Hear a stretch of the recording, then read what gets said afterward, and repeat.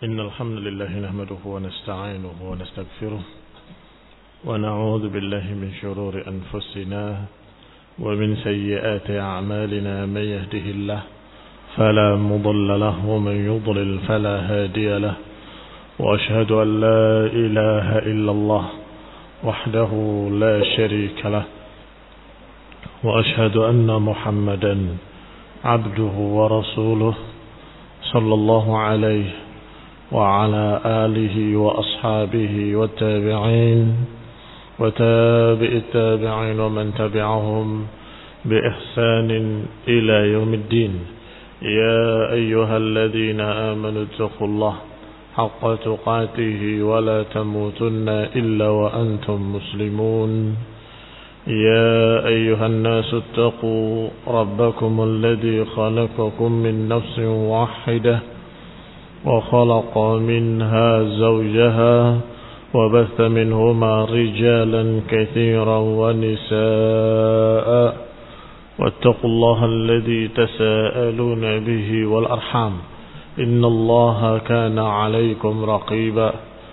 يا أيها الذين آمنوا اتقوا الله وقولوا قولا سديدا يصلح لكم أعمالكم ويغفر لكم ذنوبكم، ومن يطع الله ورسوله فقد فاز فوزا عظيما. أما بعد، فإن خير الحديث كتاب الله، وخير الهدي هدي محمد صلى الله عليه وعلى آله وسلم، وشر الأمور محدثاتها، فإن كل محدثة بدعة وكل بدعة ضلالة وكل ضلالة في النار. Akhwani fi din, a'azakumullah, kaum muslimin rahimani wa rahimakumullah. Masih kita pada ayat Allah Subhanahu wa taala dalam surat Al-Baqarah ayat yang ke-249 dan juga 250 dan 251 dan seterusnya, tentang kisah Talut melawan Jalut. Qala Allah Ta'ala, Allah berfirman, walamma barazu li Jalut wa junudihi qalu rabbana afrigh alaina sabran wa thabbit aqdamana wansurna 'alal qaumil kafirin. Ketika mereka keluar menemui Jalut dan bala tentaranya, maka mereka berkata, pasukan Bani Israel yang sudah tinggal sedikit, mereka berkata, Rabbana afrigh alaina sabra, ya Allah, tuangkanlah atas kami kesabaran. Dan itulah penyebab utama pembawa kemenangan. Wa thabbit aqdamana, kokohkan kaki-kaki kami. Wansurna, dan tolonglah kami, menangkan kami atas kaum orang-orang yang kafir. Maka kata Allah, fahazamuhum biidnillah, maka berhasillah mengalahkan mereka dengan izin Allah Subhanahu wa taala. Wa qatala Daud Jaluta, dan Daud berhasil membunuh Jalut. Wa atahu Allahul mulka wal hikmah, dan kami berikan kepadanya al-mulk, kepemimpinan, kekuasaan, wal hikmah, dan diberikan hikmah. Wa 'allamahu mimma yasha, dan diajarkan kepadanya segala apa yang Allah kehendaki. Berkata Syekh Sa'di rahimahullah, kalimat fahazamuhum biidnillah wa qatala Daud, yakni Nabiullah Daud alaihi salam. Wa kana ma'a junudi Talut, dan beliau bersama tentara Talut. Ay bashara qatla malikil kuffar, yakni Daud yang langsung membunuh penguasa orang-orang kafir dengan tangannya sendiri. Li syaja'atihi wa quwwatihi wa sabrih, karena memang kelebihan yang ada pada Daud alaihi salam, yaitu keberaniannya, kekuatannya, dan kesabarannya. Wa atahu Allah al-mulk, Dan Allah berikan kepadanya al-mulka wal hikmah. Yani kepada Daud alaihissalam. Kata Syekh Sa'di, atallah Daud.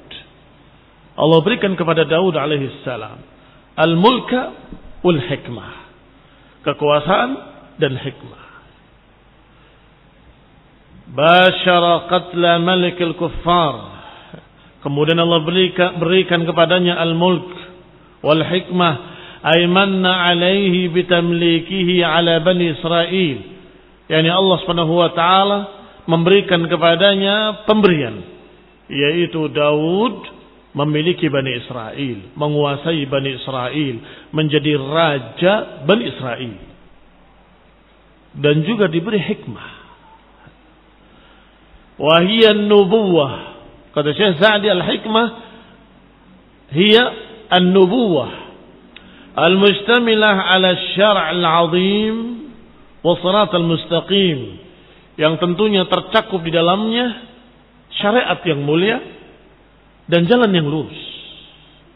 Bukan hanya sekedar seorang raja, tetapi plus nabi wa rasul. Ikhwan fillah, a'azakumullah kaum muslimin rahimani wa rahimakumullah. Nabi Daud diberi risalah oleh Allah, tetapi juga diberi kerajaan. Raja dia. Dalam sejarah Bani Israel ditulis Daud sebagai malik, sebagai raja. Demikian pula Sulaiman sebagai raja. Tetapi bukan raja sebagaimana keumuman para raja. Raja yang memiliki hikmah karena mendapatkan wahyu dari Allah Subhanahu wa taala. Wa 'allamahu mimma yasha. Allah ajarkan kepadanya segala sesuatu.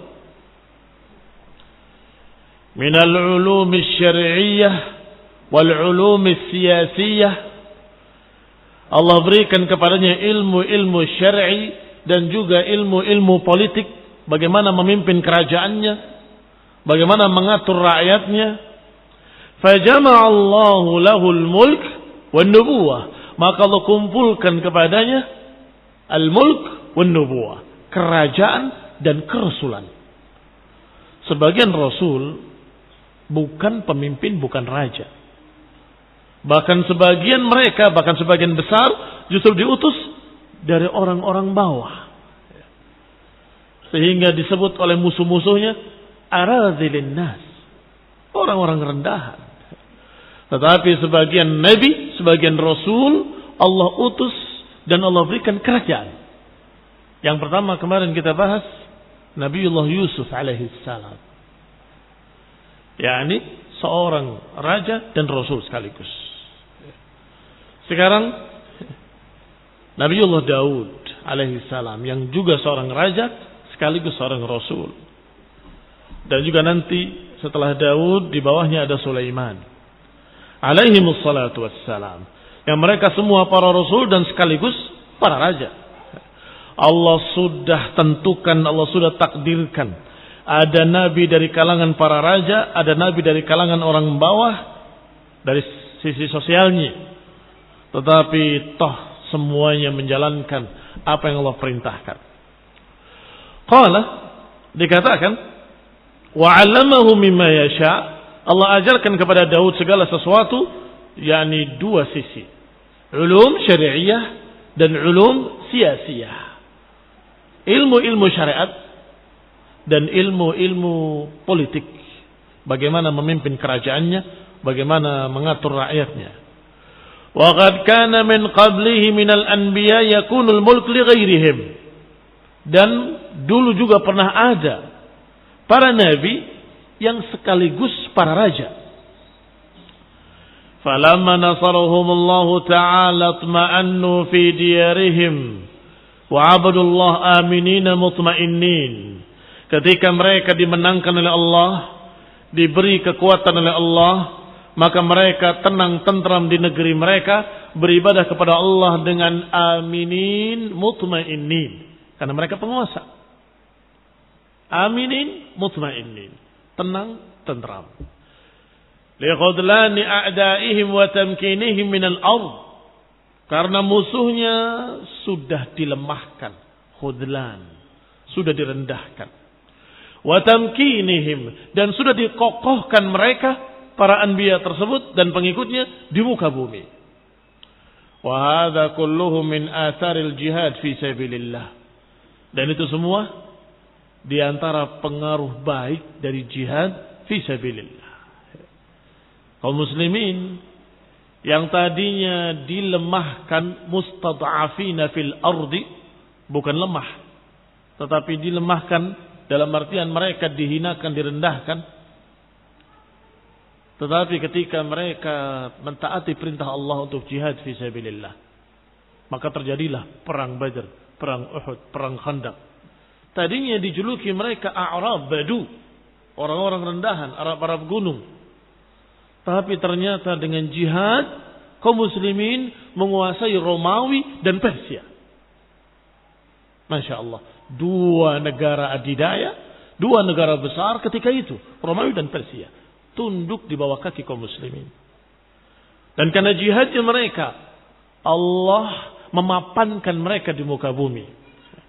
Wa'adallahu alladhina amanu minhum la yastakhlifannahum fil ardi. Kata Allah, Allah janji untuk orang-orang yang beriman dan beramal saleh, la yastakhlifannahum fil ardi. Kami akan kokohkan mereka di muka bumi. Akan berkuasa di muka bumi. La yastakhlifanna, akan menjadi khalifah yang memimpin dan mengatur dunia, bukan hanya daerah tertentu, mengatur dunia. Enggak perlu khawatir, enggak perlu kita ambisi, tidak perlu. Kita jalani jalan tauhid, kita jalani jalan sunnah, otomatis Allah akan memberikan yastakhlifannahum fil ardi kama istakhlafal ladzina min qablihim. Qala, Allah juga berfirman dalam ayat lain, walaula daf'ullahi an-nasa ba'dahum bi ba'd lafasadatil ardu. Kalau saja bukan karena pembelaan dari Allah, penjagaan dari Allah terhadap manusia, sebagian atas sebagian yang lainnya, la fasadatil ardu, akan rusak bumi. Maknanya, laula annahu yadfa' biman yuqatil fi sabilih. Kalau saja Allah tidak menghalanginya dengan menakdirkan adanya pejuang-pejuang, dengan menakdirkan adanya muqatil fi sabilillah, mujahid fi sabilillah, Allah takdirkan adanya biman yuqatil, para mujahidin yang berperang di jalan Allah. Yadafi kaidal fujjar, yang meruntuhkan tipu daya orang-orang fajir. Wa takalabal kuffar la fasadatil ard. Kalau tidak ada pejuang-pejuang fi sabilillah, kalau enggak ada muqatil fi sabilillah, takalabal kuffar, orang-orang kafir semakin berkuasa, semakin kuat, semakin jaya. Apa jadinya kalau orang-orang kafir menguasai bumi? La fasadatil ardu, akan rusak bumi. Bistila'il kuffari 'alaiha, karena dikuasai oleh orang-orang kafir. Wa iqamatihim sya'airil kuffar, akan tegak syiar-syiar kuffar. Wa man'ihim min ibadatillahi ta'ala, bahkan bisa jadi akan dilarang beribadah kepada Allah Subhanahu wa taala. Bebaskan manusia. Jangan dipaksa harus beribadah kepada Allah. Bebas. Mau beribadah pada apa saja silahkan. Mau tidak beribadah juga enggak apa-apa. Mau tidak bertuhan juga enggak apa-apa. Kalau penguasanya kufar, dibuang. Ketuhanan yang Maha Esa dibuang. Tidak perlu itu. Bebas manusia. Kalau saya jadi pemimpin, saya akan bebaskan kalian semuanya. Mau beribadah pada apapun atau mau tidak beribadah sama sekali, silahkan. Kami berikan kebebasan. Na'udzubillah min dzalik. Ini kalau negeri, kalau negara, kalau dunia dipimpin oleh orang-orang kafir. La fasadatil ardu, akan hancur bumi. Ikhwani fid din, a'azzakumullah, kaum muslimin rahimani wa rahimakumullah. Tetapi walakinna Allah dzu fadlin 'alal 'alamin. Tetapi Allah Subhanahu wa taala memiliki fadilah, kebaikannya untuk seluruh alam. Perlu diperhatikan dengan jeli ucapan-ucapan Allah Subhanahu wa taala. Walaula daf'ullahi an-nasa ba'dahum bi ba'd lafasadatil ardu walakinna Allah dzu fadlin 'alal 'alamin. Kalau saja bukan karena Allah Subhanahu wa taala yang menolak manusia dengan manusia lainnya, sebagian terhadap sebagian yang lainnya, bumi akan hancur. Tafsirnya dari Syekh Sa'di, maknanya kalau saja Allah tidak jadikan di dunia ini syariat jihad, kalau Allah tidak jadikan dalam syariat agama ini perintah untuk berperang fi sabilillah, dan gak ada mujahid, gak ada muqatil, gak ada pejuang, bumi akan hancur. Usikum bitaqwallah. Aku wasiatkan kepada kalian dan kita semua untuk sama-sama bertakwa pada Allah. Hukaman wa mahkumin. Apakah kalian penguasa atau rakyat? Hendaklah bertakwa pada Allah dan ingat tentang syariat jihad fi sabilillah. Jangan berpikir bahwa akan aman negara kalau kaum muslimin dan rakyat ini tidak kenal yang namanya peperangan, tidak kenal perjuangan, nggak kenal senjata api, nggak kenal, itu aman. Itu salah. Cara berpikir yang salah. Supaya nggak jadi teroris. Kalau bicara masalah tentang bagaimana cara penggunaan senjata itu bahaya. Teroris. Sebentar. Masalahnya penggunaannya. Kalau dipakai untuk teror, jadi teroris. Tapi kalau dipakai untuk membela negeri ini dari para perusak, membela kaum muslimin dari musuh-musuhnya yang akan menghancurkan negeri ini, itu membantu. Tetapi kan yang namanya jihad itu teroris, nggak sama. Jihad bukan teror, teror bukan jihad. Yang namanya jihad kata para imam Ahlus Sunnah, madin ma'al imam. Namanya jihad itu berjalan bersama penguasa. Kalau menentang penguasa bukan jihad fi sabilillah. Al-jihadu madin ma'al imam jaran atau baran kana atau fajiran.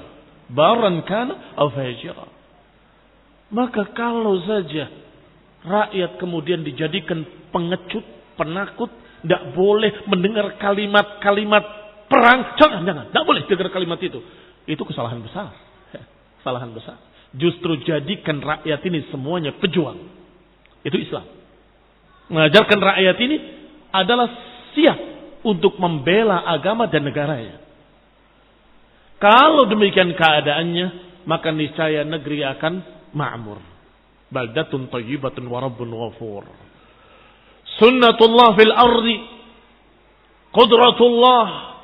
Sudah Allah gariskan di muka bumi, ada golongan baik, ada golongan jelek. Itu sudah lumrah.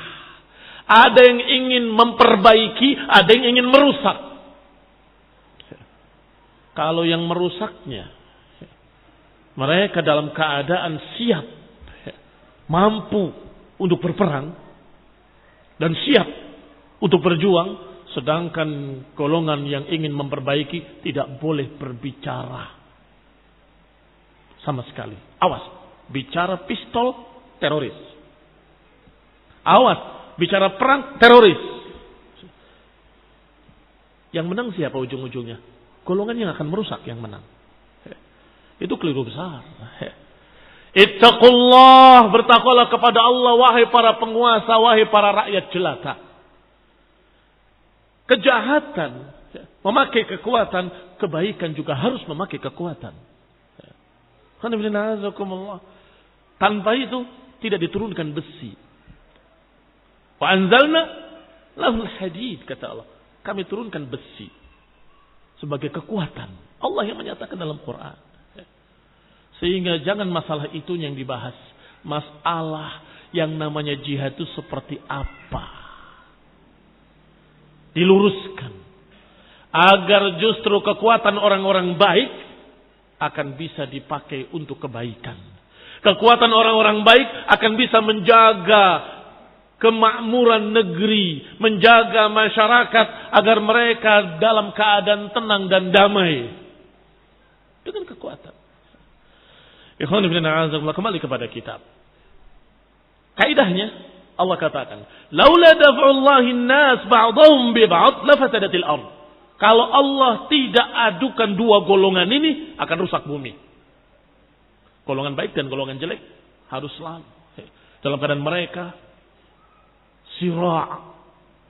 sira' bertikai, bahkan pada ujungnya berperang, maka yang menang akan mendominasi.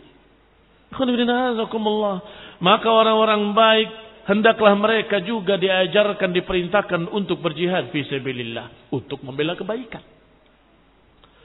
Ai laula an yadfa' biman yuqatil fi sabilih.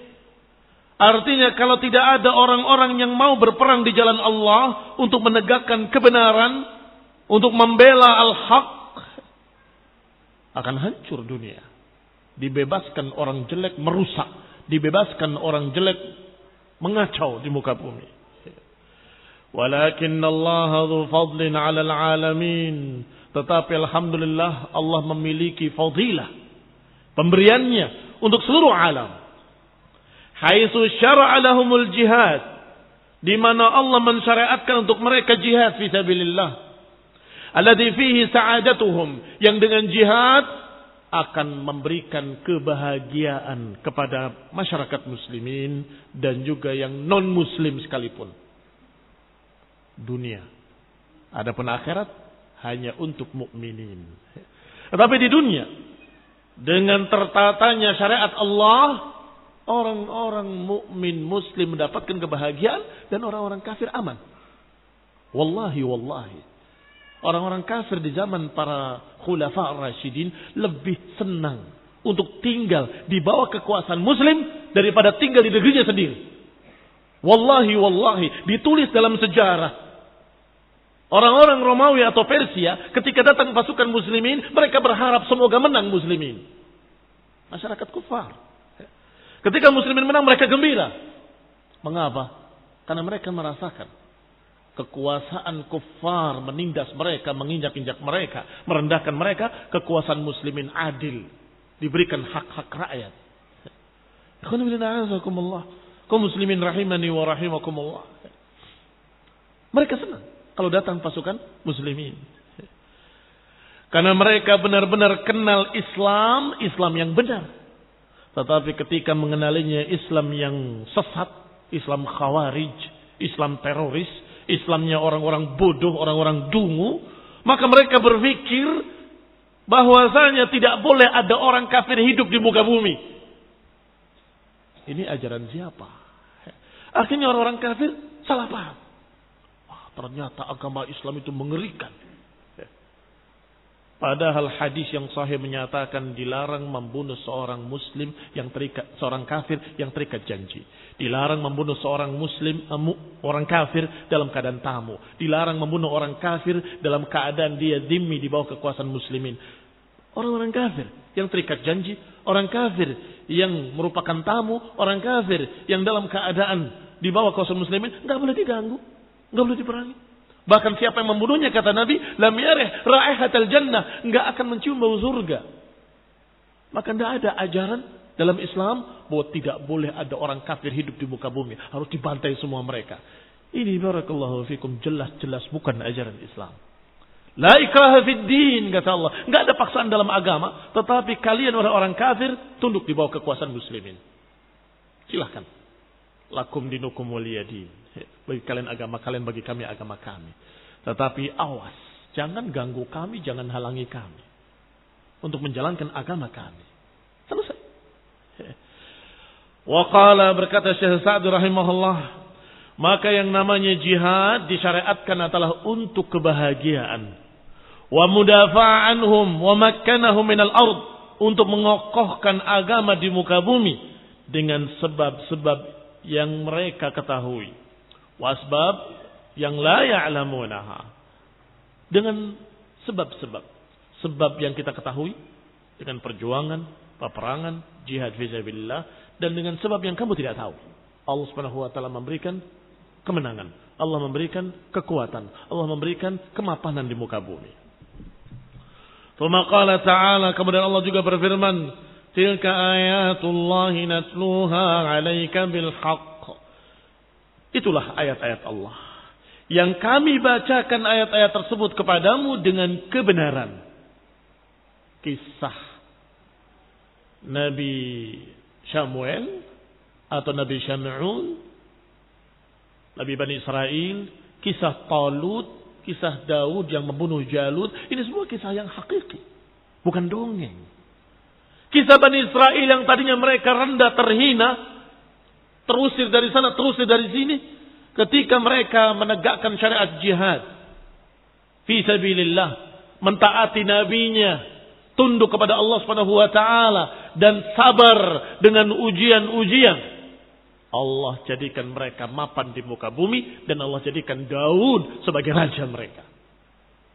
Masya Allah, rajanya seorang rasul. Bayangkan negaranya, bagaimana kerajaannya, bagaimana negerinya kalau dipimpin oleh seorang rasul, seorang nabi. Baldatun thayyibatun wa rabbun ghafur. Negeri yang baik dan makmur dan Allah mengampuni mereka. Ay bisidqil ladzi la raiba fiha. Yani dikisahkan dengan kebenaran, enggak ada keraguan padanya. Al-mutadammin lil i'tibar, yang terkandung di dalamnya pelajaran-pelajaran, wal istibsar wa bayani haqa'iqil umur. Ada i'tibar, ada pelajaran. Wal istibsar, ada penyebab pandangan kita jadi jauh ke depan. Wa bayan haqa'iqil umur, dan penjelasan hakikat-hakikat segala perkara. Wa innaka laminal mursalin, dan engkau wahai Rasul termasuk mursalin, salah satu dari para rasul tersebut. Engkau, ini Rasulullah sallallahu alaihi wa ala alihi wasallam. Fa hadhihi syahadatun min Allah li rasulihi bi risalatihi. Ini persaksian dari Allah terhadap rasulnya bahwa beliau benar-benar rasul.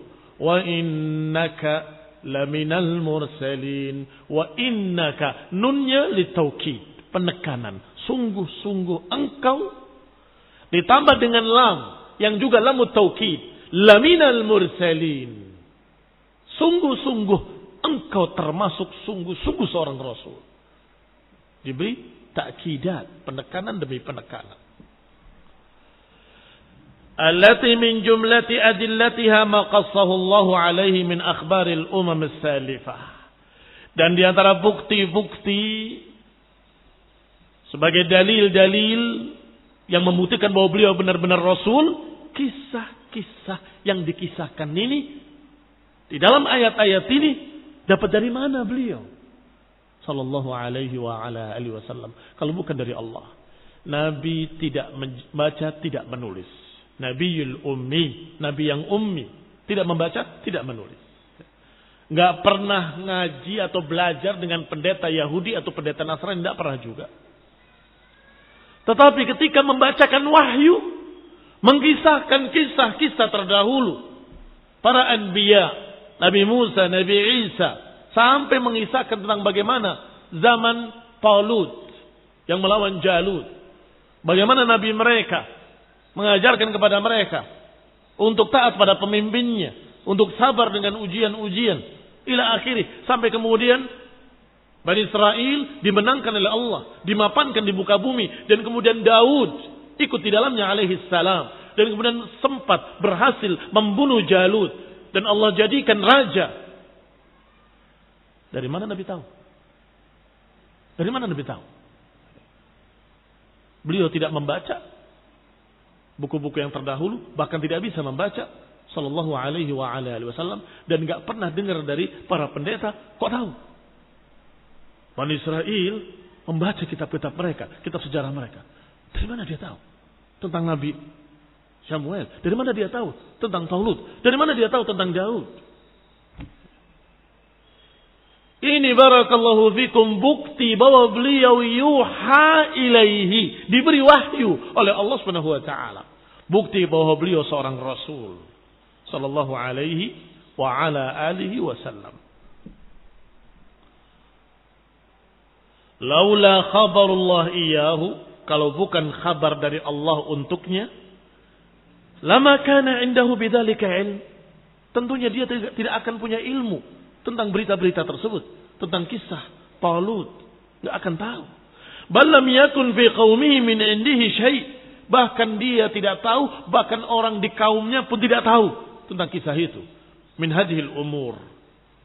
Fadalla annahu Rasulullah. Maka ini bukti bahwa beliau benar-benar Rasulullah yang mendapatkan wahyu dari Allah, mendapatkan kabar berita dari Allah, haqqan, dengan yang sebenar-benarnya.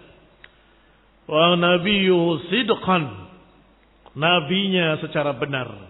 Alladzi ba'atsahu bil haqqi wa dinal haqqi, yaitu yang diutus oleh Allah dengan kebenaran, dengan agama yang hak. Liyudhhirahu 'ala ad-dini kullih, untuk dimenangkan di atas seluruh agama, walau karihal musyrikun, walaupun orang-orang musyrik tidak suka.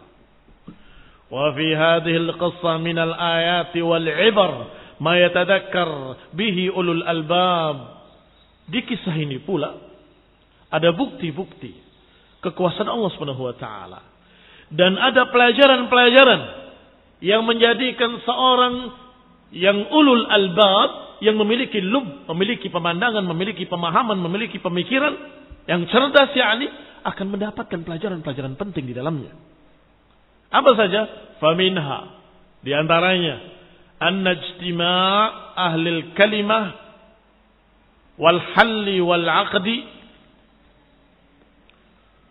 wa bahthuhum fi at-tariq alladhi istaqimu bihi umuruhum وفهمه ثم العمل به أكبر سبب لارتقائهم وحصول مقصودهم.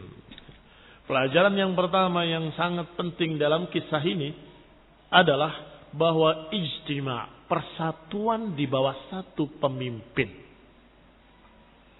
Mungkin ketika kita membaca awal ayat ini, mereka berkata kepada Nabi mereka, tentukan untuk kami malikan nuqatil fi sabilillah. Mungkin kita bertanya, kenapa harus nunggu malik? Perang aja langsung, kan beres. Kenapa Bani Israel berkata, ib'ats lana malikan nuqatil fi sabilillah. Tentukan untuk kami malik agar kami bisa berperang fi sabilillah. Limadha? Karena perang tanpa kepemimpinan tidak bisa. Peperangan tanpa persatuan tidak bisa. Maka yakin, seyakin-yakinnya, aslun min usuli ahli sunnah adalah al-jihadu madin ma'al imam. Al-jihadu madin ma'al imam. Disebutkan dalam aqidah Tahawiyah oleh Abu Ja'far At-Tahawi, al-jihadu madin ma'al imam. Disebutkan oleh Imam Musabuni dalam aqidah Salaf Ashabul Hadis bahwa jihad bersama imam. Disebutkan oleh sekian ulama dalam prinsip-prinsip akidah mereka dimasukkan prinsip ini, bahwa jihad bersama pemimpin. Tidak bisa. Jihad parsial, sendiri-sendiri, individu-individu berangkat sendiri-sendiri. Tidak bisa. Ib'ats lana malikan nuqatil fi sabilillah. Tentukan untuk kami penguasa agar kami bisa berperang fi sabilillah.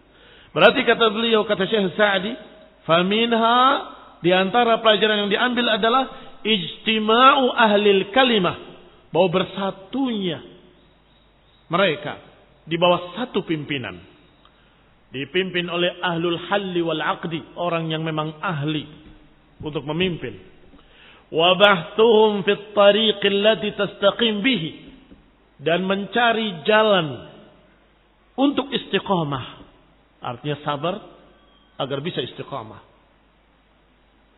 agar lurus urusan mereka dan memahaminya dengan benar, kemudian mengamalkan, mengerjakan, itu adalah akbaru sababin, itu sebesar-besar penyebab seseorang mendapatkan, atau satu masyarakat mendapatkan kemuliaan, mendapatkan kemenangan, husul maqsudihim, berhasil mendapatkan apa yang mereka cari.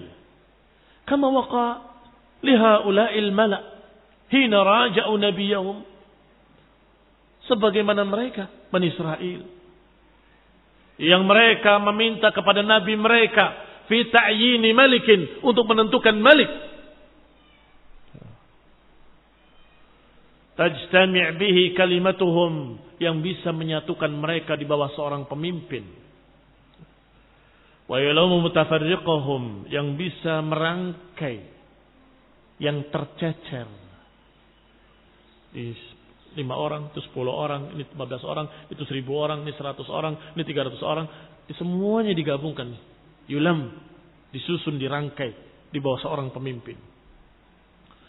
Wa tasul lahu ta'ah minhum, dan gak ada yang namanya kepemimpinan tanpa ketaatan. Percuma. Apa faedahnya penguasa kalau gak ditaati? Apa faedahnya pemimpin kalau gak ada ketaatan? Otomatis adanya kepemimpinan harus ada ketaatan pada rakyatnya. Itulah penyebab utama tegaknya sebuah jihad yang syar'i. Wa minha anna al-haqqa kullama 'urida wa uridat 'alayhi syubah izdada wuduhan wa tamayyaza wa hasala bihi al-yaqin at-tam kama jara li haula'i. Dan juga pelajaran berikutnya, wa minha annal haqqa, yang namanya kebenaran, kullama 'urida, setiap ditentang, ini kebenaran. Kalau ditentang, semakin jelas kebenaran itu.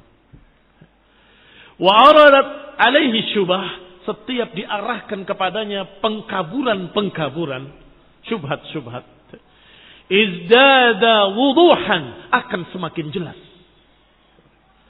Pertama ditentukan oleh nabinya bahwa innallaha qad ba'atha lakum Taluta malika. Ini kebenaran. Mereka menentang.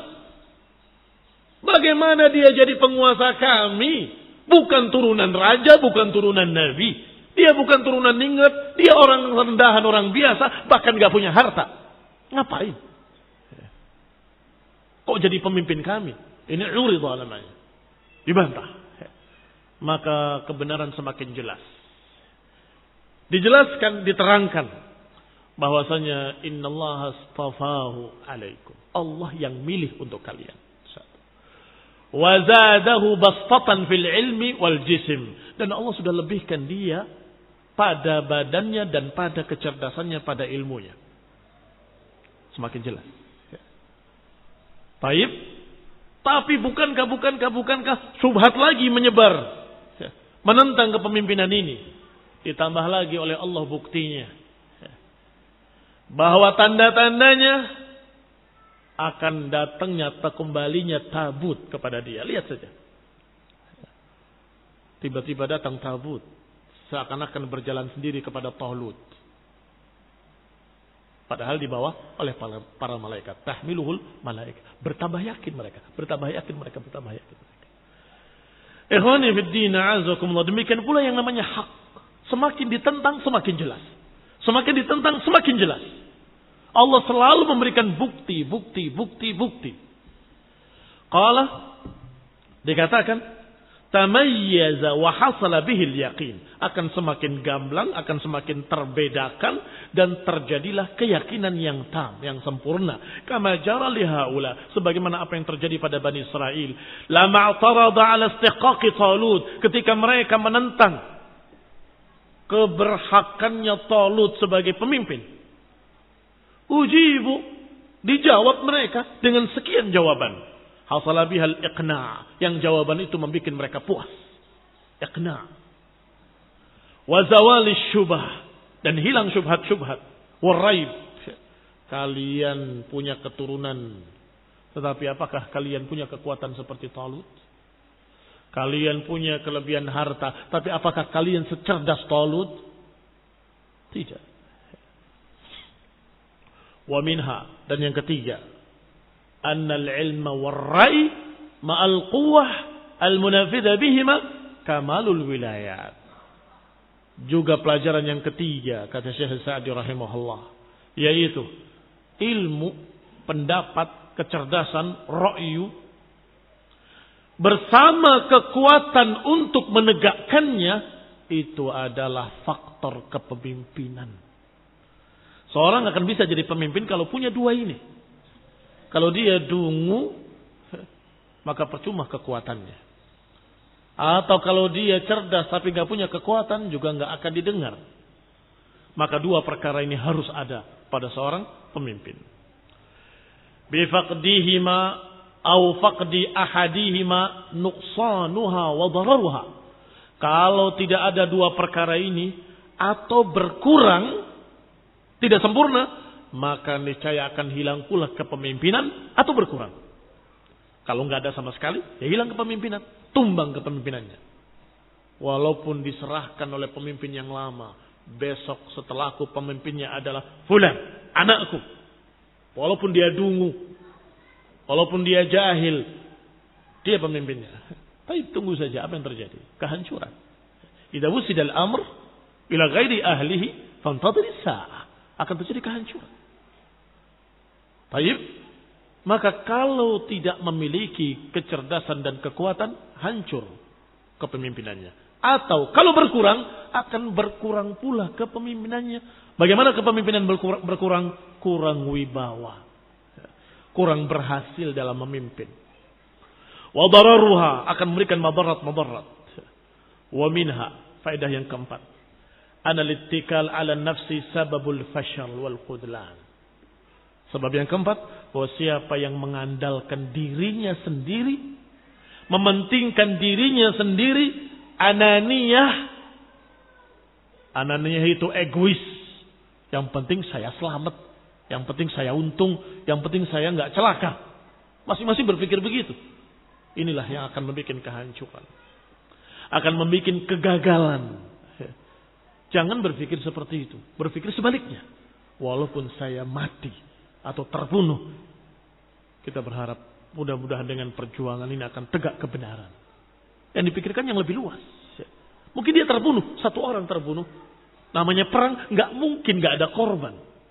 Yang namanya jihad fisabilillah, nggak mungkin nggak ada yang terbunuh. Ada saja, sedikit ataupun banyak, korban-korban.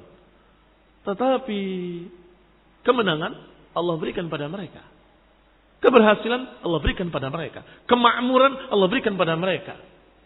Walaupun secara individu si fulan rugi, hartanya hilang, nyawanya melayang. Secara individu. Tapi secara ummah, Bani Israel dimuliakan kembali. Yang tadinya terusir, yang tadinya direndahkan, dihinakan, menjadi mulia, mapan di muka bumi, berkuasa di muka bumi. Ini hikmah-hikmah, pelajaran-pelajaran yang diambil dari kisah tersebut. Wallahu ta'ala a'lam bishawab. Subhanakallahumma bihamdik, asyhadu an la ilaha illa anta astaghfiruka wa atubu ilaik. Wassalamu alaikum warahmatullahi wabarakatuh.